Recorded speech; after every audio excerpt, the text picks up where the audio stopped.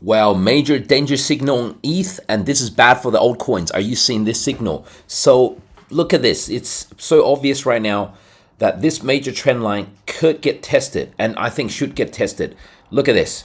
It's basic stretches all the way back to start of the bull run when ETH was at $800, right? Let me just put it on the weekly so we can all see it more clearly. It basically started back in June 2022 when ETH was $800, below 900. And if we were to link through all the bottoms, we get to here. And we're about to test this place again. I can't believe we're back to this again. Last time we tested, we broke down here, right? Flirted with it for a few days, and then boom, that was the massive crash down to 1385, right? And then we've had a very good run. Overall, look, it's just that you don't want to see these sort of retests. This is crypto. Stock markets can't do this, where you break it convincingly and close down so much lower, go to bear market territory, and then rip it right back up again. So, and reach actually new all-time highs. That was almost $5,000. That was actually new all-time high for ETH. And now we can either look at that and say, we're actually bouncing kind of, above, kind of just under 4,000, which is above all these highs. Remember, all these highs were just under 4,000 as well. We're above all these highs. We're consolidating, and boom, next leg up we go. Right? Look at this. It's basically, we're still bouncing along near the highs and above all these tops. So that's a very good scenario. We can either look at it that way, or we can say, oh no, we're gonna do another test here, and if we don't hold, and if we close 2 or 3 days below, then down we go. I'm sure they're going to retest this because this is just too tantalizingly close. For all the market makers and the exchanges, you would think, like, how could you not do one more dip right through to 3450s? That's called mid 3400s, right? Create some panic, get people to sell, get people to go short, right? Freak everyone out, maybe even close down here, right? Below the key level here is, I would say 3580. We close below 3580 for like 2 days, freak everyone out, and then rip it back up, right? I mean, it's just, if a bull market plays out from here onwards in ETH and therefore altcoins, then I think we get at least a minimum scare like this, right? A scare like this first, then up we go. It's if this is the bear market has started with the top here, back here on August 24th with ETH at almost 5,000, then basically we would get some sort of bounce, some sort of breakdown here, confirm, and then down we go. So either way, I see us getting one more test. 3580, 3590 is the key. I think we either wick through, or more likely we close 1 or 2 days down below, and then up we go. But okay, so this episode I'm going to talk about what are the evidence saying that we have topped, and what are the evidence saying that that this is more of a test before we go higher. So first of all, I've marked this consolidation part in a yellow zone here, yellow channel. There's every chance we can still call this a bull flag, a flagpole with a bull flag, and then eventually a breakout upwards, right? There's nothing wrong with this. And even if we do dip down here and close down a couple of days below 30, the key 3580, right, and then go up, that's still fine, because look, we've had since April, late April, we've had higher high, higher low, higher high, higher low, higher high, higher low, higher high, higher low, higher high, higher low, higher low, or higher low, and it will keep going, right? So it's still from, if we remove it, it's this trend line we've been looking at, right? This trend line. If we were to remove that trend line, we would still be looking at, right, higher high, higher low, higher high, higher low, higher high, higher low. We can still do that. right? There are a few things that can save us, right, for this crypto bull run. And one of the biggest things that can directly save altcoins and altcoin season right now, if the Fed starts doing QE, and I think there's every chance the Fed is going to start doing QE before the end of this year, right? Let me explain to you guys why the Fed is just about to do QE, right? I've been correct with this so far. Before I get onto that, first, let's answer the question of which crypto exchange does Pablo Jimenez use? Well, Pablo uses exchange that's non-KYC. That means you don't need to show any ID. That means even the exchange then can't see who you are. So the exchange can't see you, the IRS can't see you, the tax office can't see you, the FBI, CIA, nobody can see you. Total privacy. That's why Pablo made this exclusive deal with them only on the Pablo Jimenez link, win up to $6,000 plus 2 ETH. Whatever ETH will be at the end of this competition period, right? And get 20% deposit bonus. Deposit $100, get $20 just by doing some light trading over 4K of volume, right? Deposit $500, get $100 just by doing some light trading volume over 20K. Deposit $1,000, 200 USDT. You get the idea, but it's limited time only. This offer finishes on 4th of November, evening of 4th of November. And if you're watching this on YouTube right now, that's okay. Then the link is in the description below. The link is in the description below. If you're on any other platform, just head straight to my profile page. There it is. And click on my profile. There's my Stand link or Linktree. We click on that and it should be the first deal that pops up because this is a great deal. Okay, let's get back to the markets, folks. But remember, this deal is only available on the Pablo Jimenez link. Only on the Pablo Jimenez link. So, what is this chart that I'm talking about? That's so important. Going into this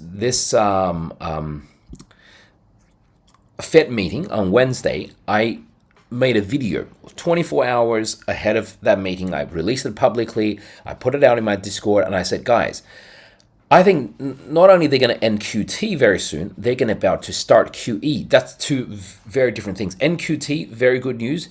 Start of QE is massively bullish news. Start of QE, because we never thought they would do QE when interest rates are way above zero. The Fed basically says we don't do QE unless interest rates hit zero. That's their promise in their testimony to the United States Congress, right? Because you have two tools. Imagine you have your punches and your kicks, right? You get exhausted with your punches, then you do your kicks. That's what the Fed is saying. So their punches are like, we lower rates. Right now it's at 4%. After Wednesday, it's 4%. Then we get it down to 0%, right? There's still a long way to go. We're running out of punches. We're so tired. Then we use kicks. Kicks are more powerful and they're called QE. We're not going to do that until we get to zero. We get to interest rates to zero. Right now we're at 4%. But I'm telling you, the Federal Reserve is going to have to start QE very soon. They didn't quite start QT on the day of the on Wednesday. I thought there was a very good chance they could do that. That would signal panic, right? They didn't do that. They said, we've made a final decision. No more debate. We've made a decision. We're going to stop on 1st of December. Today, right? 1st of November, 1st of December. So it's basically 30 days from now. They've already made that decision. They're not going to debate. There's no meetings anymore. It's just going to happen. Their next meeting is December 10th. They're going to do it like 10 days before their next meeting. It's on rails now. It's on the railway track now. So why do I think a lot of commentators are saying, oh, they could start doing QE. Now they're catching on to what Pablo is saying. They're saying they could start doing QE by mid next year. I was calling for like early next year, like say Feb next year. But now Pablo is going to say it's going to happen a lot sooner. It could happen in November, like this month, November, latest in December. So like even an average scenario in my mind, I'm now saying it's not going to happen in early 2026. It's going to happen before 2026. So we could have, imagine this, why this is bullish. We could have end of QT on December the 1st. And we could have start of QE, start of quantitative easing, start of printing, turning on the US dollar printer by mid-December. And I'm just wondering if the Fed can even hold until then. because the US banking system is in serious trouble right now. I just want to show you guys this, right? This is basically the amount of QE, the amount of standing repos they're doing, right? I've shown you guys this chart before. We've gone from reverse repos to standing repos, and there's a big difference there. And folks might remember this was the chart I showed before the Fed meeting, saying they're going to end QT as soon as that meeting, or very quickly, very soon, and they're going to start QE. And the Fed actually confirmed they will start QE. They're saying obviously not like 4.5 trillion like what they did in 2020, but they're saying at the pace of GDP growth, which is like 3% a year. 3% of US GDP a year is like $800 billion. Right now, they're doing QT, right, taking money out of the system at about $500 billion a year, but they're going to start doing QE, right, putting money back in at the pace of $800 billion a year. That's a big reversal. So look, this is the key chart I used, and there's been some big changes, right? Look at this. We've gone from green, which is reverse repos, which means the banks have lots of money and the banks are depositing that cash into the Federal Reserve System to earn some yields. But the red bars means the banks are running out of mullah and the banks are borrowing from the Federal Reserve, right? And here we see this is $7 billion, right? $7 billion, two big spikes. And when I made this video, I said, look, the Fed is about to turn. But look at this. This is 30th of October. So this is 31st of October, right? So basically, this is like 3 days after I made that video. 3 days after I made that video, look at the data we're getting now. This is $29.4 billion plus $20.95 billion. So all up, that's $50.3 billion. $50.3 billion. We've gone from, as I just showed you guys, we've gone from like, what was it? It was $7 billion. The worst day here was $7 billion, $8 billion, right? And that was bad. And that prompted the Fed to say they will start doing QE, right? After they've ended QT. To now, just 3 days later, that was Wednesday. Today, this is Friday, October 31st. Well, now it's Saturday. But the data from Friday, October 31st shows $50 billion. So that's what? 7 times more. 7 times more the banks are borrowing. Banks who are borrowing $7 billion. Banks gone from remember the green in the chart, right? Banks went from having flush with liquidity, and they're actually giving their dollars and their mullah to the Federal Reserve to lend it to the Federal Reserve. They have too much cash. To now they're borrowing cash, starting to borrow cash. Like there's a little bit of borrowing lots of cash, 6 billion. On a daily basis, banks are borrowing 7, 8 billion, right? 3 billion. And now to 3 days later, we've gone to 50 billion, right? Okay, so now let's just imagine what would happen by the end of the first week of November, by the second week of November, mid-November, by the 10th of November, by the 14th of November. I'm going to do updates on this. We could be looking at 150 billion, $200 billion the banks are borrowing. So the banking system in the United States is routinely running out of money of 200 billion to the tune of 150, $200 billion per day. And then if you actually wait till December the 1st when they end QT, US banking system could be borrowing money. This bar could eventually spike to $300, $400 billion. That's panic stations.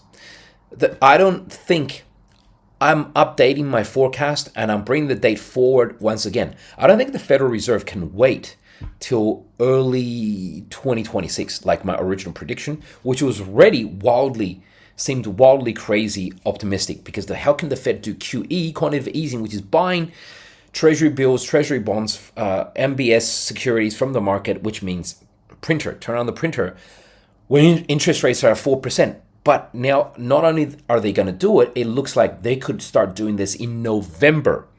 latest in December, because this number just means that on Friday, U.S. banks borrowed over $50 billion from the Federal Reserve. This could easily spike to 100, 200, 300 billion dollars within November and December. So that's actually literally what you call like QE, when the Fed needs to buy that much bonds from the market, even though, look, technically they're only buying it for overnight.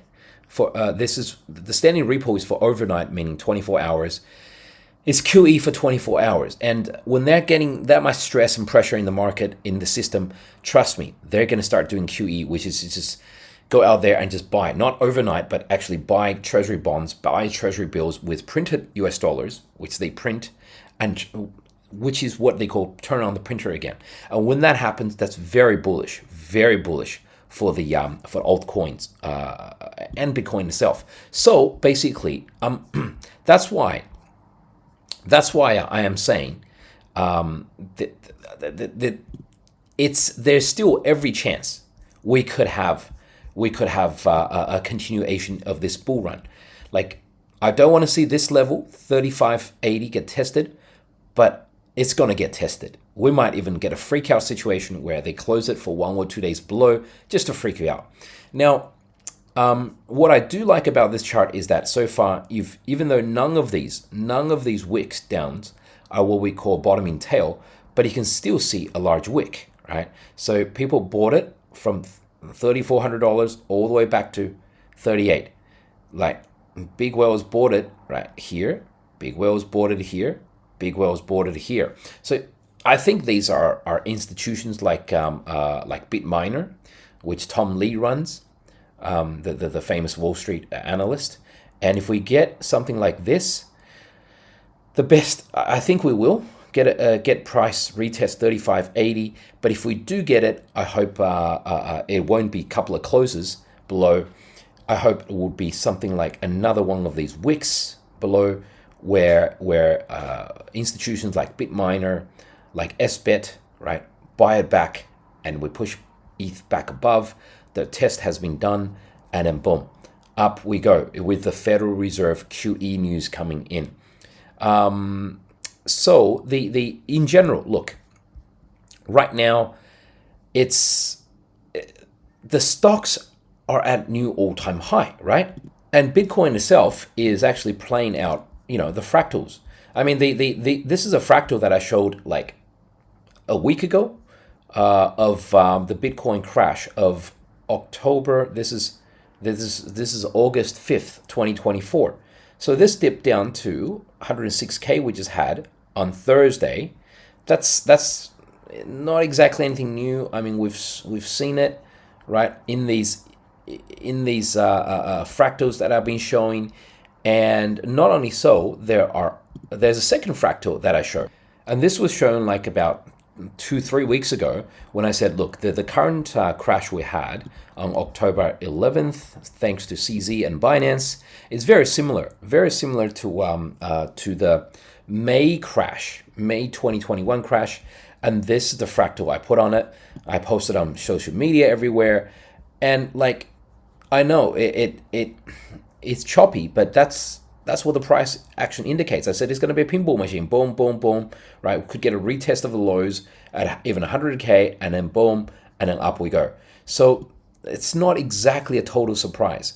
Overall, right now, stocks are at a new all-time high as well. I still lean towards the bullish side, because you've got, okay, the whole trade war that crashed markets this year, that's ended. China and US are basically putting that on ice, putting that on pause for, what is it, one year now, another year, 365 days. We don't have to really worry about it. And the Fed has gone from end of QT confirmed to now start of QE. They've said that themselves. But when did they start QE? The whole crux of this episode is that I'm showing you guys that I think QE is going to start this year, possibly as early as November, if not December. We are like literally like a couple of weeks away from QE. I'll keep you guys updated. Follow Pablo.